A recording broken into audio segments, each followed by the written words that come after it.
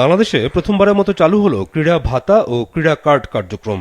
আন্তর্জাতিক পর্যায়ে সাফল্য পাওয়া 500 ক্রীড়াবিদকে ক্রীড়া ভাতা দেবে যুব ও ক্রীড়া মন্ত্রণালয়। প্রথম পর্যায়ে 129 ক্রীড়াবিদকে ক্রীড়া ভাতা দিয়ে এই কার্যক্রমের উদ্বোধন করেছেন প্রধানমন্ত্রী তারেক রহমান। প্রধানমন্ত্রী কার্যালয়ে হওয়া এই অনুষ্ঠানে সরকারি ব্যাংকের অনলাইন সিস্টেমের মাধ্যমে 1 লাখ করে টাকা দেয়া হয় উপস্থিত ক্রীড়াবিদদের। এই 1 লাখ টাকা প্রত্যেক মাসে পাবেন ক্রীড়াবিদরা। এছাড়া প্রধানমন্ত্রী অ্যাথলিটদের ক্রীড়া কার্ড, মেডেল, সনদ ও গত 1 বছরে আন্তর্জাতিক পর্যায়ে সাফল্য পাওয়াদের মধ্যে আর্থিক সম্মাননা দেন। খেলোয়াড় বন্ধুরা, আপনাদের সকলের প্রতি আমার একান্ত আহ্বান, একান্ত অনুরোধ,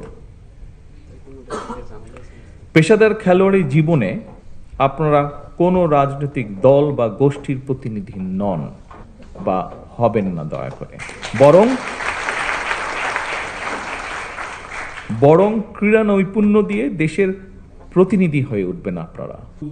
ক্রীড়া ভাতা পাওয়ার অনুভূতি জানাতে গিয়ে মাঠের অসুবিধার কথা বলেন বাংলাদেশ নারী ফুটসাল দলের অধিনায়ক সাবিনা খাতুন। অসুবিধার সমাধানও সঙ্গে সঙ্গে দেন প্রধানমন্ত্রী।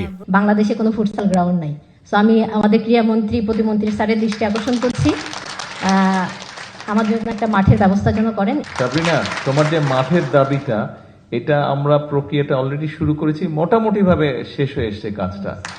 তোমাদেরকে একটা সিকিউর জায়গায় মেয়েরা যাতে প্র্যাকটিস করতে পারে, খেলতে পারে, সেইটা মোটামুটি মাঠটার সিলেকশন সবকিছুই হয়ে গিয়েছে। Thank you so much sir. Almost done. সেটা যে 500 জনকে এই ক্রীড়া ভাতার জন্য মনোনীত করা হয়েছে তারা দ্রুতই এই কার্যক্রমের সঙ্গে যুক্ত হবেন বলে জানান প্রতিমন্ত্রী। আমরা আজকে 129 জন ক্রীড়াবিদদেরকে ক্রীড়া ভাতার প্রদান করা হয়েছে এবং আমরা আগামী 7 দিনের ভিতরে আমাদের 500 জন ক্রীড়াবিদদেরকে আমরা এই ক্রীড়া ভাতার অন্তর্ভুক্ত করব ইনশাআল্লাহ।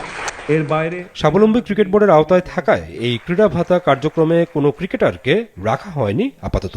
তাদেরকে যারা ভালো হবে, শাকির রুবেন, মাছরাঙা সংবাদ, ঢাকা। এভাবে করে আস্তে আস্তে আমরা খেলোয়াড় গড়ে